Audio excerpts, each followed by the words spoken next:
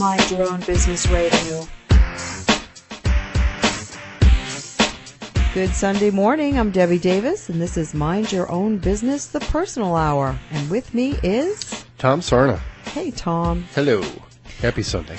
We have one guest today, but you know what? It's all we need because this topic is huge. We'll fill an hour and then some. David Dilley.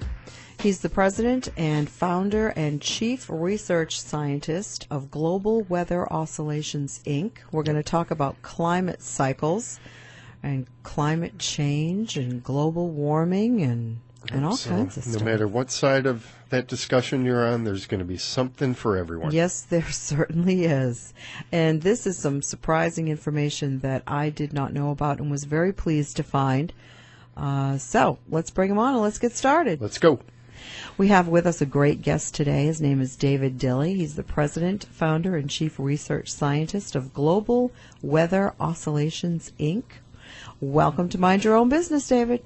Oh, thank you, Debbie. It's a pleasure to be here.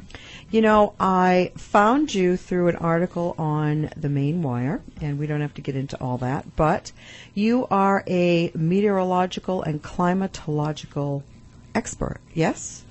That is correct. I have about 42 years of experience. Sorry to say, it's a long time. Oh, no, we're glad. But the experience has really paid off well, where I have a broad field of knowledge, especially, well, what I focus on is climate cycles. Everything comes in cycles. And when I was a meteorologist in the National Weather Service, I'd see that, gee, weather comes in cycles. You get a storm this week, you're going to have one next week. Always comes in twos, usually. So I was always interested in cycles. So when I left the National Weather Service, I started up my company, emphasis that just about everything comes in cycles. And if you know what causes the cycles, you can predict a lot of climate features well into the future, such as hurricane landfalls well into the future, which I do 4 years in advance, about a 90% accuracy, matter of fact, since 2006. That's amazing. And did you start off kind of the traditional path as a meteorologist and then expanded on that? Yes, traditional path, where as a captain air weather officer in the Air Force, then National Weather Service, meteorologist doing various forecasts, and also supervisor at an office. So I went through the whole normal path. Then I branched off into what I really loved, and that's climate cycles. Right. We asked you to come in today because there's a lot of talk about global warming, or what used to be called global warming, and now it's called climate change. Anyway, it's, in my opinion, trying to find the reasons why humans are affecting the weather on the planet. Would that be safe to say? Humans affecting weather on the planet. Well, humans have only been on the planet for, not sure what it is, 7,000, 9,000 to 100,000 years, depending on where you look. Right. Weather's been occurring for millions of years. We can track cycles going back, and my research and my ebook that's on my website, I track cycles going back the past 500,000 years. And I track global warming cycles that come every 200 to 220 years, like clockwork, a global warming cycle. And the major, what we call interglacial warming cycles that come every 116,000 years. That's when you have your major warm-up. Then you have the smaller 220-year global warming cycles on top of it. So, no, man didn't have SUVs back then. We weren't even there here 500,000 years ago. When you're looking at weather that's that old, are you looking at mountains rising and dropping and glacier patterns and tree rings? What evidence comes in to weather that's literally that old? Essentially, what is used mainly by United Nations, the Intergovernmental Panel on Climate Change, the IPCC. This is the United Nations base, and this is what everyone hears about. That's the Al Gore unit. Mainly what they use is the ice cores in the Antarctic, ice core samples. They drill down about 13,000 feet, and at the bottom is the ice is 500,000 years old. So by using the old ice, you can extract the air bubbles, which in the air bubbles in the ice, trapped ice, you have what the atmosphere was at a given time. So you can date it, approximate date of it, and you can find out what the atmosphere was at a given time. They call this proxy data.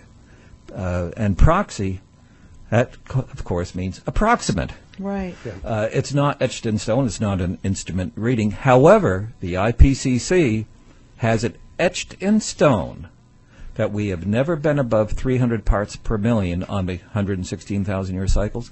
Never been above 300 parts per million, etched in stone. However, that's a 1,000-year mean. They take the data and they average it over 1,000 years and then plot it. But global warming cycles come every 200 years. So how can you mean that in? That's like taking a week of temperature, high and low temperatures, taking a mean, and mean comes out to 70, and it'd say, well, you've never been up to 90. Right. Well, gee, last week we're at 98 here. We certainly were. So what it does, it eliminates all the big spikes. So when, why do they do that? Why can't they find that information within the ice core itself? In the Antarctic, you can't. There's very little snowfall where this occurs. They only get a couple millimeters of snow a year. And ice forms by compacting the snow. So you have very little snow to compact. So it takes a long time to get enough ice to get the core sample. Mm-hmm. That's the problem in the Antarctic. But the IPCC uses that as etched in stone. However, there's two other methods that show that data is wrong. Right. Well, if you use one data source, that's all you're going to get. That's correct. Right. Now, if you go to the Greenland's different. You get a lot of snow every year. Mm-hmm.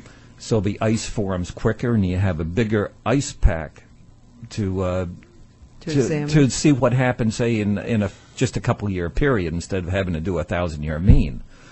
So, but you can't go back 500,000 years in Greenland. You can only go back maybe 100,000 years or so. But what of interest is that it shows a lot of these spikes that I'm talking about that they threw out in the Antarctic because you take a mean of it. Mm-hmm. In Greenland, they saw spikes in the carbon dioxide, but they didn't know what it was, so they said, well, it was excessive carbon dioxide, so we'll take a mean of that with the lowest point of the carbon dioxide to kind of counteract that. So again, they come up with the same mean. They jumble in the numbers. Yeah, they jumble numbers. They come up with the same mean because a lot of these people that are doing the ice core samples don't realize that global warming cycles come every 220 years. They don't realize it. So they just take a long-term mean of it and just cut that data right out. So again, you don't have the spikes. But the spikes that we found out about that are in there show that on the global warming cycles that come to every 220 years, we often have carbon dioxide up around 400 parts per million. Oh, my. Often. And then there's a third. And there's a third type of data retrieval.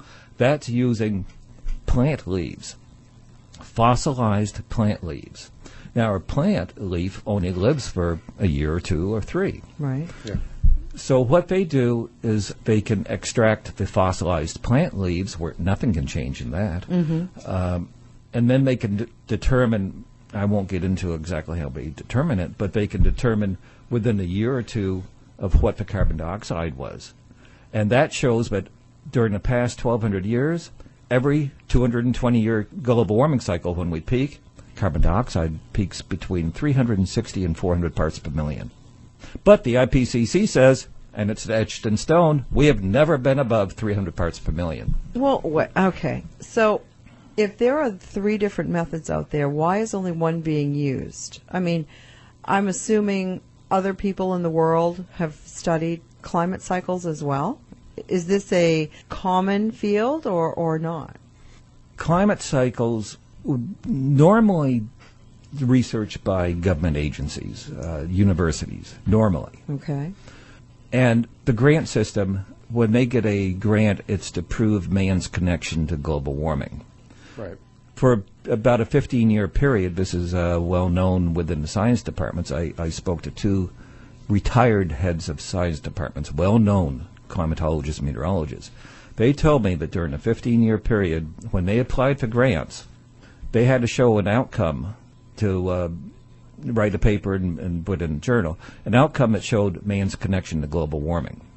They could not get a grant just to show that they're researching climate cycles. They're studying it. And it was really... So they've chosen what they want the findings to be, and they offer money to. And here you are, go prove this. That's true. You have to have a certain outcome that they want, or else you can't get the grant.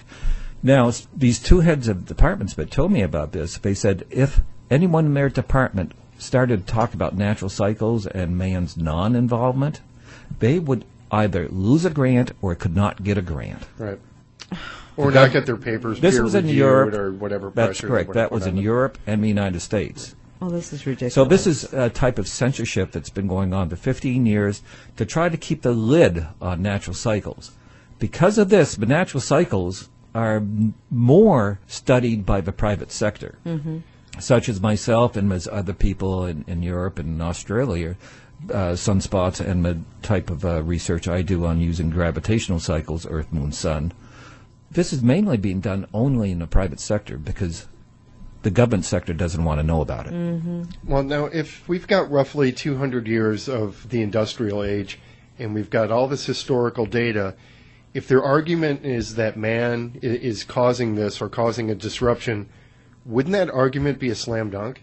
I mean, if they want to point to, well, for years and years and years we had nothing but trees and people eating fruit and berry and, in hunting and gathering, but not driving SUVs. Wouldn't that change be so apparent that they wouldn't have to review this anymore? Well, you would think so. But any presentation I have been to where someone's been presenting for man-made global warming, when they show the data and icebergs melting and so forth, they only go back 100 years. Yeah, with the hockeys. They go back 100 years. A hockey stick goes back 1,200 years or 1,000 years. But when they give their scare tactics presentations, they show the glaciers melting and temperatures going up. Usually they'll show the temperatures going up since only 1950. Right. And they'll show the glaciers melting since 1900. Well, this is one global warming cycle. They fail to go back to the other global warming cycles, but this is always happening over and over, over and over. Right. And there was an article in the Portland paper, a letter to the editor last week, that talked about temperatures have risen steadily since records have been kept. That is 100% untrue. The steamiest 10-year period in the United States history was in the 1930s. Yeah. And then we cooled down for 50 to 60 years. Then we had another steamy period that we're just coming out of now. And I'm saying coming out of on purpose, because starting this winter, you're going to know that global cooling is here. Really? And it's going to be here for the next 100 years. Well, they've already started testing that a little bit. You see dribs and drabs of, well, the planet's not really heating up anymore, and you see them kind of starting to lay the groundwork for that argument to come out. That's true.